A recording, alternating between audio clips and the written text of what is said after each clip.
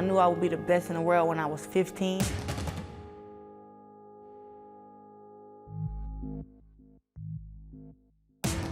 I made the Olympic final look so easy.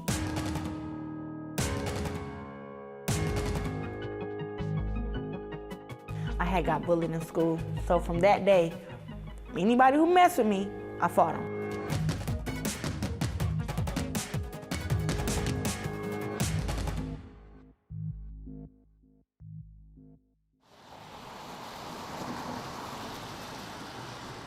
Well, growing up here in Flint, I was born in 1995. My dad was in prison when I was age 2.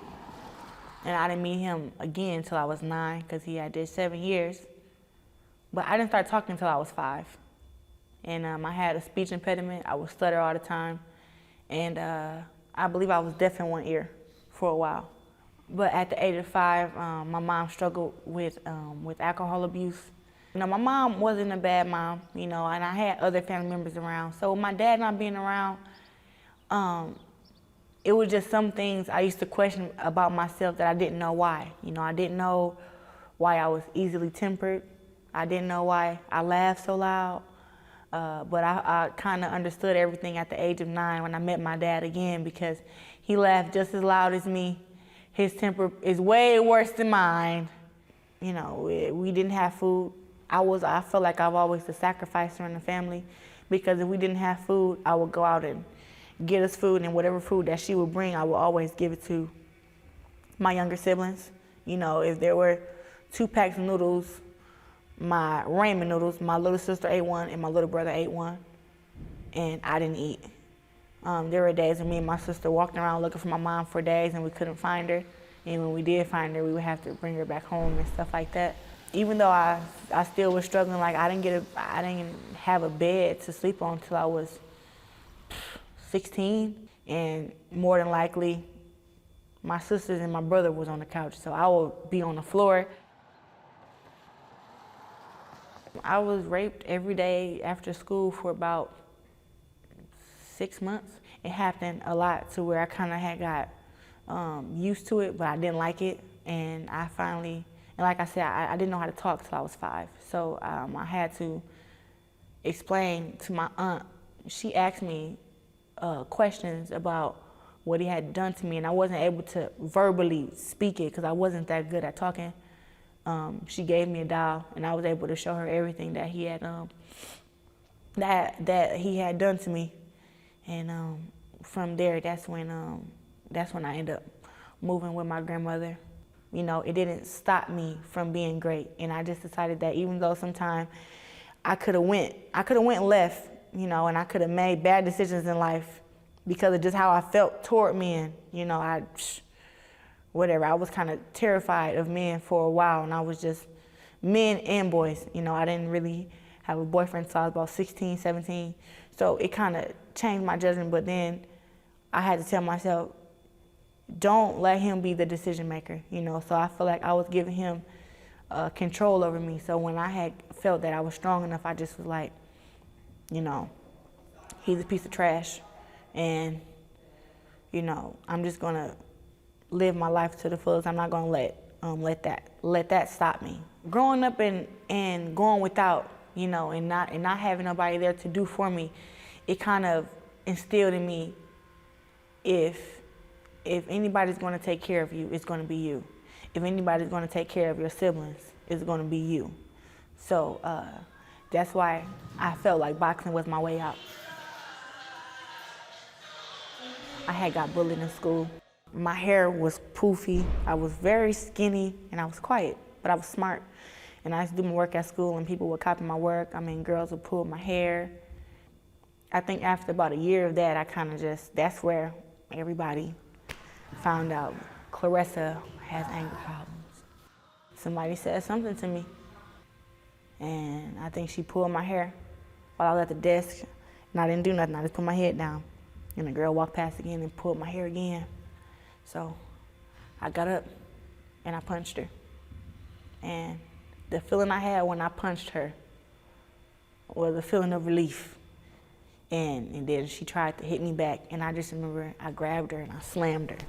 And then I just was just punching her, and I was punching her, and then the teacher came and grabbed me off her, and that was the first time I actually had got kicked out.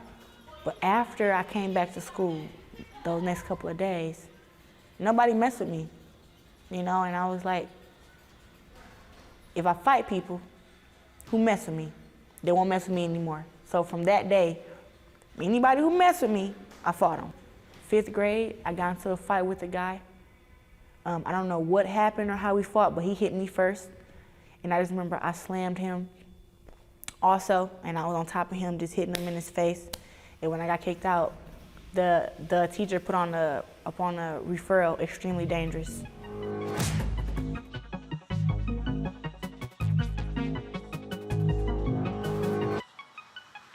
I started boxing when I was 11 years old here at this gym at Burston Fieldhouse here in Flint, Michigan.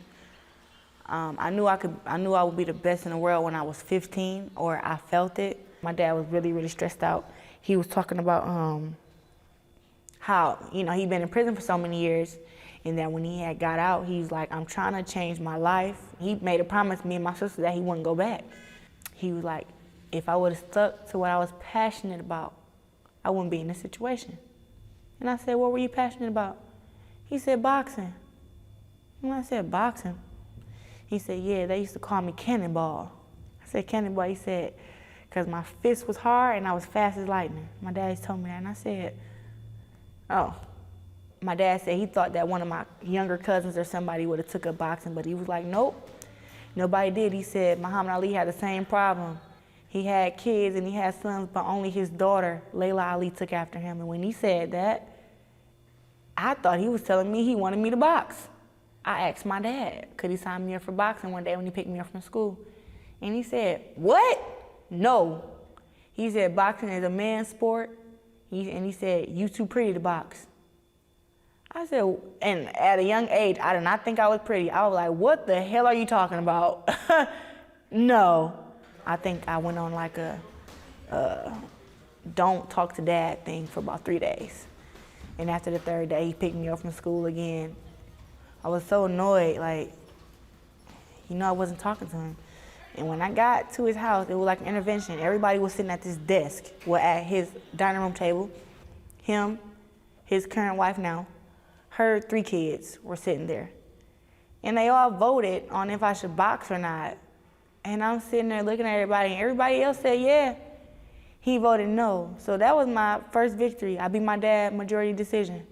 So after that, he said, well, once I sign you up, you can't quit boxing for a year. But my dad will tell you this today, that was the best $60 he ever spent.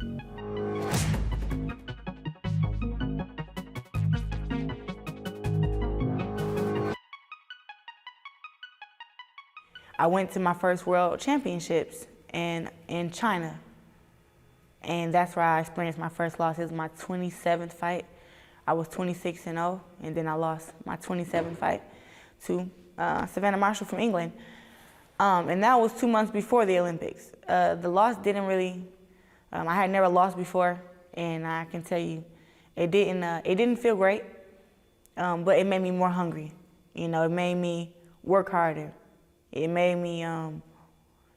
winning a bigger deal.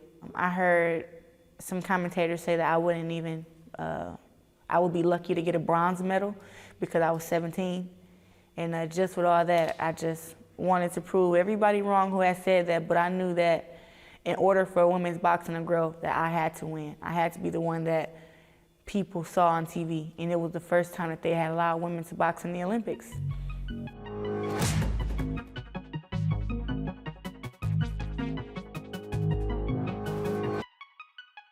Well, I can remember when she won her fight before me. And I remember watching her fight, and I just kept saying to myself, there's no way in hell she can beat me, there's no way. But when you think about the Rocky movies and everything, they always say that the Russians are very strong. So I kind of felt like I was the female Rocky at the 2012 Olympics. I just remember walking out to the ring, and I remember being a little scared. When I was walking out, I was scared because I had always heard that, you know, I wanted to win the Olympic gold medal, but it was like everybody was saying when you win gold and when you accomplish something, so many people come around and try to break everybody up. And I didn't want those people to come around, so I had to make a decision walking out to the ring, whether I was going to get gold or silver, because I knew that the decision was in my hands. I had to make that decision walking out to the ring, and I decided I'm going to win this gold medal, and whatever else happens after that happens. When they announced me the winner at the Olympics 2012, I just remember being really calm. I was just like, I knew it, you know, told you. That's kind of how I was, and I didn't really realize what I had did, how big it was, until maybe a day or two after. You know, when I woke up and I went to sleep with the Olympic gold medal, and then I woke up and it was something on me, and I was like, I dreamed I won a gold medal. I hope it's not silver. and then I pull it out, and I'm in the bed, and I'm just like, yes.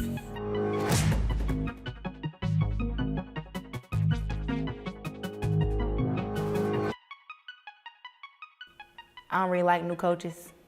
I don't like new people. So I kind of was like, I like to stick with what I know and who I know and kind of go from there. His first time meeting me, I remember he said, oh, so you're the big shot in town. And I said, oh no, that's you. And he said, I'm here for you, and I'm here to help you win the Olympics, even though you've been there already. And he said, but I'm here to tell you that it's gonna be harder for you to win twice, because it has never been done before here. And I told him, don't ever say that to me again. I said, if you're gonna be working with me and you're gonna be my coach, I said, we don't say stuff like that.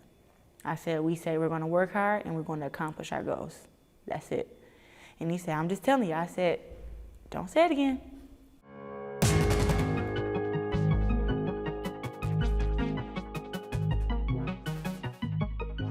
So going into the 2016 Olympics, when I won, I just remember I had held in how much I wanted to celebrate 2012 for 4 years, you know, because I didn't have a party when I won 2012. I didn't go to the club or celebrate with my friends. It kind of was like I won, and then 3 months later I was back in the gym training. So going into 2016 Olympics, I knew I had everything under control. I know I had checked all my boxes, all of them. You know, I wasn't sick, I was on weight, I hadn't ate fried chicken for like 2 months, and I love fried chicken. And I made the Olympic final look so easy. You know, I was so calm and I was so dominant every fight. Out of all the boxers in America, out of all of them, you're the only one that got 2 Olympic gold medals. And I was just like,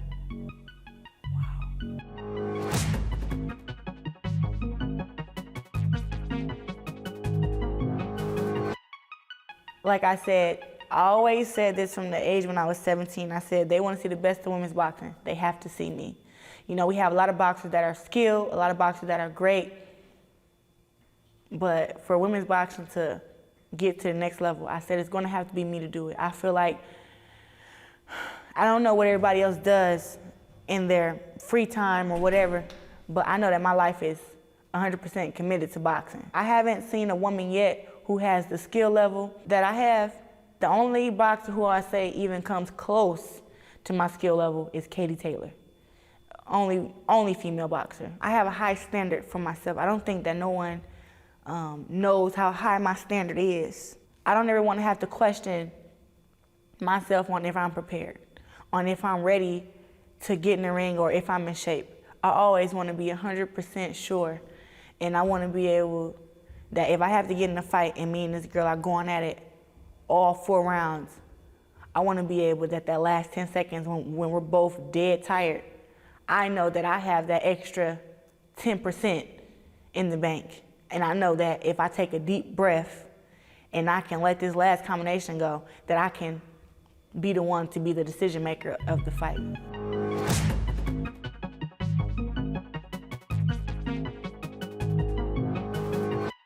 Well, what I'm doing is I'm trying to make it easier for the women coming up. You know, there are too many girls who spend so much time in the amateurs and nobody wants to go pro because they're like, there's no opportunities, there's no money and stuff like that. When I want to show them that Yes, there is. You know, just like how a male can start from the bottom and work his way to the top, so can a woman.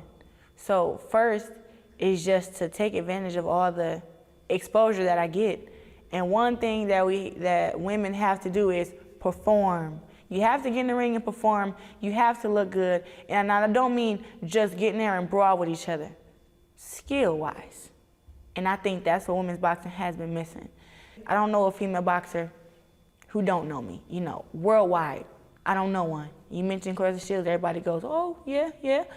And I don't know what the big picture is, but I know that I'm going to be a huge star in boxing, a huge star just in life.